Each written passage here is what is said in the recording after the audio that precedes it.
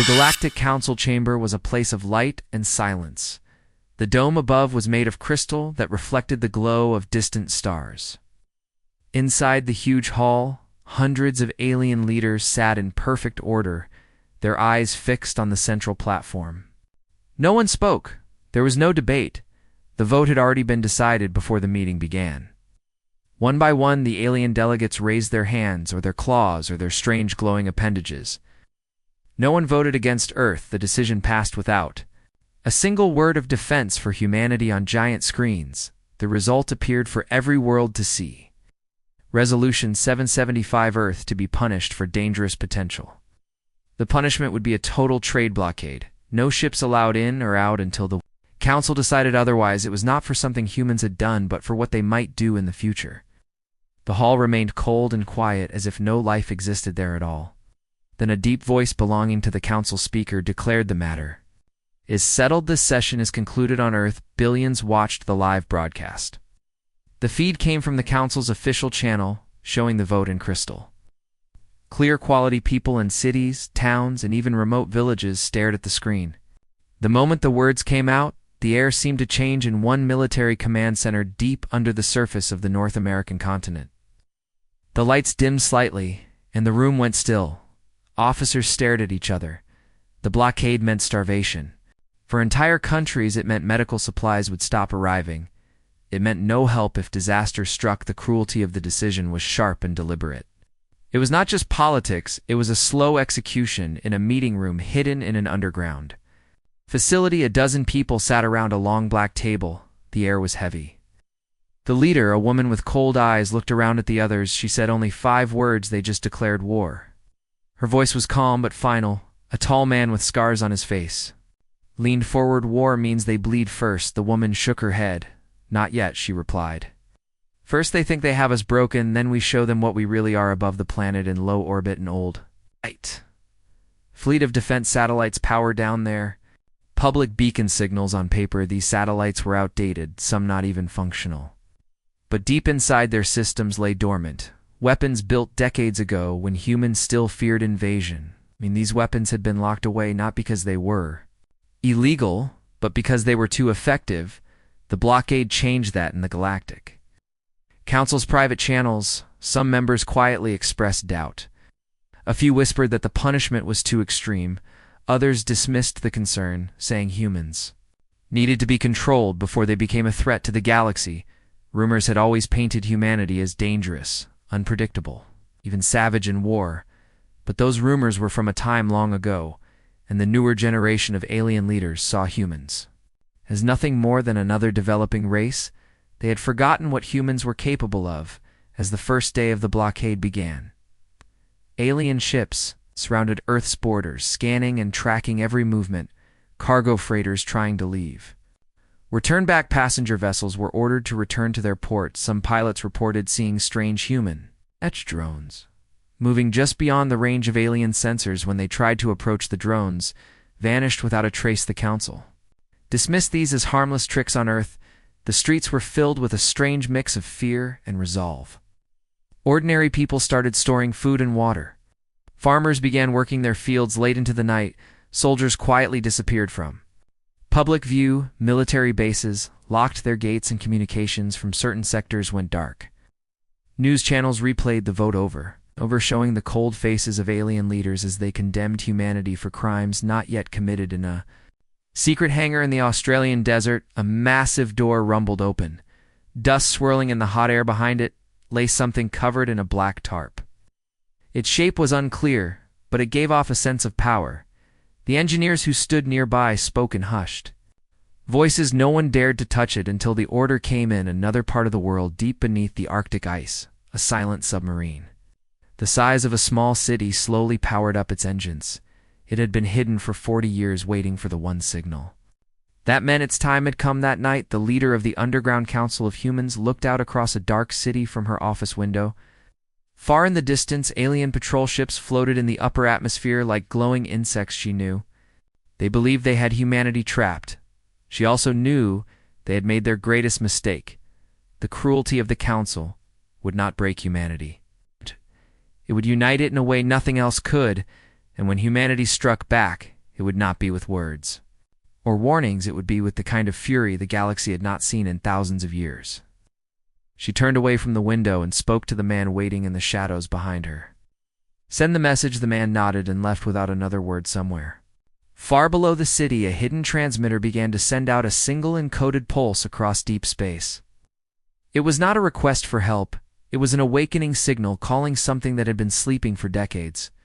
And when it answered, the galaxy would learn what humanity truly was. The alien transport ship moved slowly through the empty stretch of space. Its cargo holds were full of food, medicine, and rare metals, all meant for a colony on the far edge of Council territory. The crew expected nothing unusual. This route was safe, guarded by patrols, and the nearest human world was weeks away. Yet in the middle of a calm shift, the alarms began to scream. The captain barely had time to turn his head before a flash of white light ripped through the ship. The hull split open. Like paper, the air was sucked out instantly, and hundreds of containers tumbled into the void. The explosion was so sudden, the crew never sent a distress call. Only one small black box was thrown clear of the wreckage, spinning in the dark until a patrol ship found it hours later. When engineers opened it, they found something strange. The burn marks on the hull were not from any Council weapon. The edges were melted in a way alien technology had never produced. The Council called it sabotage, but deep down, they already suspected the truth. News spread quickly through the Galactic Council's networks. Alien analysts studied the blast patterns over and over. They concluded that the weapon used was old, very old, but devastatingly precise. Some suggested it was human. Others dismissed it as impossible. Humans could not have slipped past patrols without detection. They could not have fired a weapon from that distance without advanced targeting systems. The arguments went in circles, until the speaker silenced them with one order: increase patrols, double the blockade. Around Earth, alien ships multiplied like insects, sealing every escape route tighter on Earth. The underground command council was already 3 moves ahead. In a heavily guarded room, a map of council-controlled space glowed on the wall.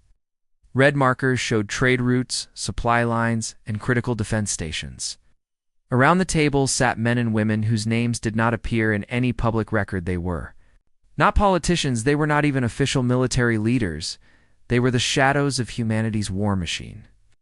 The leader pointed at one trade route far from Earth. "This one," she said, "destroy it, but leave no trace that it was us." A man with gray eyes nodded. "You want them nervous," she smiled. "I want them paranoid." Far away in a hidden orbital dock above a moon stripped of life, a small black ship prepared for launch. Its surface absorbed all light, making it almost invisible against the darkness of space. The crew wore no insignia. Their weapons had no serial numbers. The pilot checked a display with cold precision. Once launched, the ship would vanish from every sensor, even those designed to track cloaked vessels. This was not alien stealth technology. This was human stealth, the kind designed for missions where no one was supposed to know you were ever there. Meanwhile, on a mining station near the border, a young alien officer named Tellin intercepted a strange signal. It came in short bursts, repeating every few minutes. The code was old and unfamiliar. He tried to decode it but failed. The signal vanished as suddenly as it appeared that same night. The station's long-range sensors caught a glimpse of something moving between asteroids, something tall and shaped like a humanoid, but moving too fast to be natural. Before they could scan it, the figure was gone. The report was sent to the council, but was buried in layers of bureaucracy in the council's grand chamber. Arguments grew louder. Some demanded that humanity be crushed before they could respond. Others argued that the blockade was enough, and that further aggression might provoke the unpredictable. Humans had fought great wars among themselves for centuries. Some remembered the old stories of what humans had done when cornered, but most leaders laughed at such fears. They saw humanity as a cornered animal, too weak to bite back on Earth. Deep in the Siberian wilderness, a train of armored vehicles moved. Through the snow, they stopped at a facility built into the side of a mountain. Inside, massive steel doors opened, revealing rows of cryogenic chambers. Frost covered the glass of each chamber, but faint outlines of human figures could be seen inside. One by one, the chambers began to hiss and release steam. The temperature inside rose slightly. Monitors flashed green signals. The people inside had been sleeping for decades, kept alive for one purpose only. Now they were waking up. The leader of the underground council stood watching through a thick observation window. She spoke softly to the man beside her. "The council thinks they have us trapped." The man answered then, "Let them think so." She nodded, because when they see what we have kept hidden, they will understand too late what cruelty awakens in you as somewhere. In deep space, the black stealth ship reached its target, a massive council supply station filled with ships and cargo. It did not attack immediately. Instead, it waited in silence, observing every patrol pattern, every rotation of guard shifts. The crew was patient. They had waited decades for this kind of war, and they would wait a few hours more. When they struck, it would be sudden and without warning. The galaxy would not even know it had begun until the fires were already burning. The Council's scout ship, Drenhall, was small and fast, built for slipping through dangerous sectors to gather intelligence. Its crew of 6 moved in silence as they approached the edge of Earth's restricted zone. The blockade fleets were tight, but there were still shadows between their patrol routes. The Drenhall's captain had been ordered to investigate reports of unusual human activity coming from this sector. The reports were vague, distorted signals, sensor ghosts, missing cargo drones, but the Council wanted answers. For hours they drifted through empty space, their scans picking up nothing but asteroids and cold debris. Then, just as the captain ordered the ship to turn back, the sensors caught something. It was a humanoid figure, drifting in the dark, without a suit, without any visible life support system. Its skin looked pale, even through the scanner's grainy feed, and its eyes reflected the ship's lights with an unnatural glow. The figure turned its head toward the ship and smiled. The captain ordered a scan, but before the computers could finish, the feed went black. The last thing the crew heard before total systems failure was a calm voice over the comms that said, "We are awake." Then silence. The Drenhall never returned. When the report reached the Council, many dismissed it as a malfunction or a crew error. But a few of the older members did not speak during the debate. They remembered old whispers from humanity's first age of interstellar war, rumors of soldiers who weren't entirely human. Soldiers who could survive the vacuum of space, soldiers that had been locked away by Earth itself because they were too dangerous to let live in peace. They had been called many things by different worlds, but one name had survived across languages: monsters from the vault. On Earth, deep within the Siberian facility, the waking process continued. The cryogenic chambers were now open, steam rolling across the floor. The first of the soldiers stepped out barefoot, their movements slow but deliberate. Their eyes adjusted to the dim light, and their skin, pale from decades of preservation, gleamed faintly in the glow of the monitors. They were taller than most humans, their muscles built for both endurance and sudden bursts of violence. Their senses were sharper than any unaltered human. They did not speak at first. They simply looked around, silently assessing their surroundings like predators waking in a new hunting ground. A young officer, one of the few allowed inside the vault chamber, stood with a datapad and shaking hands. He knew the stories, but had never believed them. The leader of the Underground Council entered, her boots echoing against the steel floor. She walked directly to the front soldier, a man with a deep scar running across his jaw. She looked him in the eye and said, "You've been asleep for 42 years. The galaxy thinks we're weak. They've blockaded our world. Will you fight?" The soldier's voice was low and steady. "Well, tell us where to begin." Far above, the black stealth ship that had been shadowing a council supply station received new orders. Instead of destroying the station outright, they were to capture it intact. The order was unusual. Humans normally struck hard and fast. But this was different. They needed the supplies, the weapons, and above all, they needed the message it would send. In the silence of deep space, the crew prepared. Meanwhile, on the distant border world of Carry 7, alien civilians whispered about the new rumors spreading from patrol fleets. They spoke of seeing human shapes in places no human ship had reached, of patrol ships vanishing without distress calls, of council officers returning from missions with their minds broken and their memories shattered. Some said these were myths to scare children. Others remembered the war stories and knew they were no myths at all. In the council chamber, the speaker ordered tighter controls over all communications about these sightings. But the panic had already begun to spread. Markets fluctuated. Traders refused to take routes near Earth. Smugglers, however, saw opportunity and began slipping toward human space, carrying black market goods. Many of them did not return. Back in the vault, the soldiers received their weapons, sleek, deadly, tools of war that had been locked away with them. These were not mass-produced rifles, but handcrafted instruments built for efficiency and destruction. Each soldier checked their weapon in silence, their eyes cold with focus. They had no need for speeches. Their awakening was the speech. As the leader of the underground council left the chamber, she spoke quietly into her come. Inform our allies in the shadows. Phase 2 begins now. Somewhere in the darkness between the stars, dormant human fleets powered on for the first time in decades. Lights blinked to life, reactors hummed, and weapons charged. Humanity had released the monsters from the vault. The galaxy just didn't know yet how close they were. Vega Station floated like a shining jewel in the dark, its enormous metal ring spinning slowly to create artificial gravity. It was the pride of the Galactic Council, the largest trade hub in the sector, and it had never fallen to attack. Its shields were legendary, powered by reactors buried deep inside its armored heart. Entire fleets had once tested those shields and failed. This was where hundreds of alien ships came to exchange goods, refuel, and rest. It was also where Council security felt the safest. On the day of the attack, everything seemed normal. Dock workers moved crates, merchants argued over prices, and the station's defense crews sipped warm drinks in their ready rooms. Then the lights flickered once, just for a moment. No one thought much of it. Stations of this size sometimes had minor power fluctuations. But then, all at once, every system went dark. The defense crews barely had time to stand before the first explosions ripped through the outer ring. They weren't caused by missiles or plasma fire. There were no incoming ships on sensors. The blasts came from inside the station. One after another, key power nodes went offline. Shield generators sputtered and died.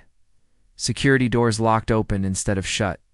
In the docking bays, ships began exploding from the inside as fuel cells overheated. The chaos spread faster than any organized defense could react. Then, for just a few seconds, the station's internal cameras caught a glimpse of something moving through the smoke. Humanoid figures in black armor, moving with impossible speed, cutting down guards with silent precision. They didn't speak. They didn't waste ammunition. They moved like predators clearing out a nest. One dock worker swore later that he saw one of them tear through a blast door with his bare hands. Another claimed they didn't use oxygen masks in the vacuum after the explosions. Within 3 minutes, Vega Station was dead. The emergency beacons never activated. The last transmission sent from the command center was not a call for help, but a single image, a human symbol burned into the metal wall of the station's main corridor. It was the mark of Earth's Underground War Council. The message was clear: we can reach you anywhere. When news of Vega Station's fall reached the Galactic Council, panic rippled through the chamber. This was no remote outpost. This was the most secure civilian hub in the sector. To take it down so fast meant one thing: the humans had technology or tactics the Council didn't understand. Some argued it had to be an inside job. Others whispered that the monsters from the vault were responsible. The speaker slammed his staff against the floor and ordered a full-scale investigation. But deep down, even he knew no investigation would find the truth unless humanity wanted it found. On Earth, the Underground Council watched the operation's success from their hidden command center. The leader's lips curled into the faintest smile as she turned to her advisors. "They understand we're not just defending," she said quietly. "We're hunting." One of her generals leaned in. "What's the next target?" She didn't answer directly. Instead, she looked at the map of Council territory projected on the wall. Red lights marked every station, every trade hub, every fuel depot. "The one they can't afford to lose," she finally replied. Far from Earth, Council patrol fleets doubled in number, scanning every cargo ship, every shuttle, every fragment of space debris. But fear had already spread through the alien crews. They had seen the Vega station footage, the black armored figures moving like shadows, the mark burned into steel. Many ships began keeping their distance from human space, even when ordered closer. The blockade was still in place, but cracks were beginning to show. In the shadows of deep space, the black stealth ships moved again, heading toward their next target. Inside them, the vault soldiers checked their weapons in silence. They didn't need orders anymore. The Council had made its choice when it punished Earth for crimes not committed. Now, humanity was showing the galaxy what punishment truly meant. The alien fleets above the border world of Dravis floated in tight formation, their hulls glinting in the faint light of the nearby sun. There were hundreds of ships, battle cruisers, carriers, destroyers, each armed with enough firepower to level a planet. The Council had gathered them here as a show of force, certain that humanity would never dare approach. Alien officers walked the decks with the calm confidence of those who believed numbers guaranteed victory. Patrol ships scanned every angle of space, sensors stretched to their limits. Nothing moved but the quiet drift of asteroids and the soft hum of engines. Then, without warning, the stars themselves began to shift. One by one, points of light blinked into existence all around the alien fleet, first dozens, then hundreds. They weren't stars at all, but human ships dropping out of stealth. Largest was a battleship so black it seemed to swallow the light around it.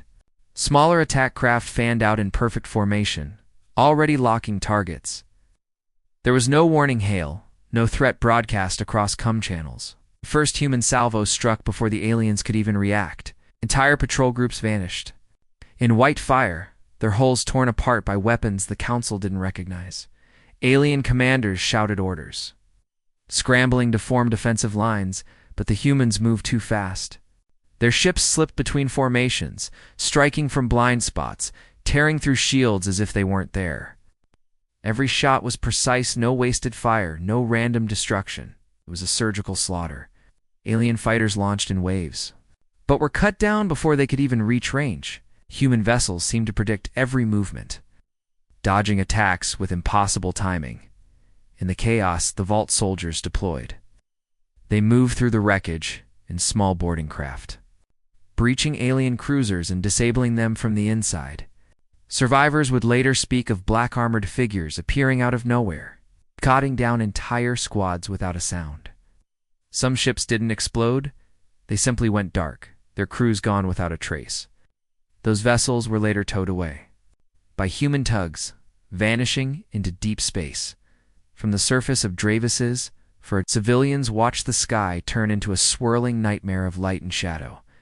Alien news channels tried to frame the battle as evenly matched, but anyone watching could see the truth. This wasn't a fight. It was an execution. Within 40 minutes, the once mighty blockade fleet was in ruins. Of the hundreds of ships sent to hold the border, fewer than 20 managed to escape. They didn't stop running until they were light years away. Back in the Galactic Council chamber, the news hit like a shockwave. Hollow screens displayed the losses in real time, ship after ship blinking from green to red. The speaker's voice shook as he demanded explanations from his generals. None could answer how humans had bypassed every defense, or why their stealth technology was invisible to even the most advanced sensors. Whispers filled the chamber, whispers that the blockade was no longer sustainable. In the underground command center on Earth, the leaders stood before a map covered in flashing red lights. Each one a destroyed or captured enemy vessel. Or staff reported that the Dravises for victory had broken the morale of multiple alien fleets. Trade routes were collapsing. Council supply lines were in chaos. They'll either negotiate or escalate, one of her advisors said. She looked at the map and replied, if they escalate, they'll bleed faster. High above the planet, human ships returned from battle in silence. No cheers, no celebrations. For them, this was not the end. It was the opening moves of a much larger war. Somewhere in the darkness, beyond human space, more fleets were waking, more vault soldiers, preparing. The Council thought they had seen humanity's full strength. They were wrong. The real storm had yet to break. The Galactic Council chamber was quieter than it had been in centuries. Rows of seats stood half empty, their former occupants now dead, in hiding or too afraid to travel. The grand dome overhead reflected the cold starlight, but the usual banners of unity and peace had been taken down after the last attack. The speaker sat rigid at the central podium, his long fingers gripping the armrests. Around him, the surviving members avoided each other's eyes. Every report for the past month had been the same: another fleet destroyed, another station burned, another supply line erased from the map. The blockade was gone in all but name, its patrols shattered and scattered. Humanity had dismantled it piece by piece, and the council had no plan to stop them. The great doors to the chamber opened without warning. The guards did not move to stop the figures who entered. They were human tall, silent, dressed in dark, formal uniforms. Their boots echoed against the polished floor with each slow step toward the center of the room. Behind them came others, vault soldiers in black armor, helmets off but eyes cold and unblinking. The council members shifted nervously in their seats. The humans did not look around or bow. They walked straight to the speaker's podium and stopped. The leader of Earth's underground war council stepped forward. Her voice was calm, clear, and heavy with finality. "The council has made its choice," she said. "You starved our people. You tried to cage us. You called us dangerous for what we might do. Now, you know what we will do?" She placed a single data chip on the podium. "This is our offer: surrender unconditionally, disband the fleets, withdraw from our borders, and never again raise a hand against humanity. Refuse, and there will be no council left to speak of." The speaker tried to respond, his voice trembling as he insisted that such terms were unacceptable. The human leader did not interrupt. She simply looked at him, and the silence stretched until his words faltered. "You've seen what we can do in war," she said softly. "You haven't yet seen what we do when there are no rules at all." How? Her words hung in the air like a blade. In the upper rows, one alien delegate leaned toward another and whispered, "If we fight, we die." The other replied, "If we surrender, we live. For now." The murmurs spread, and soon the chamber filled with quiet, urgent discussions. Some pleaded for negotiation. Others spoke of total surrender. The vault soldiers said nothing, their presence alone a reminder of the cost of defiance. Finally, the speaker asked what humanity would do if the council agreed. The human leader's expression did not change. "We will leave you alone," she said. "But understand this: we will watch. We will remember. And the moment you forget what today cost you, we will return." The council voted that same day. There was no ceremony, no speeches of reconciliation. The surrender was passed by a thin majority, the rest abstaining in fear. Humanity had forced them to bend, not through diplomacy, but through relentless, precise destruction. When the humans left the chamber, the great doors closed behind them with a heavy echo. The vault soldiers followed, their armor gleaming under the pale light. In the silence that followed, the speaker looked around the chamber and realized the truth: the Galactic Council's cruelty had not broken humanity. It had united them, sharpened them, and unleashed something the galaxy would never forget. Far above, human fleets moved away from council space, vanishing into the dark between the stars. They carried no victory banners, no songs of triumph. The war was over, but the galaxy knew the truth. Humanity was patient, humanity was watching, and if provoked again, their full fury would return like a storm that could never be stopped.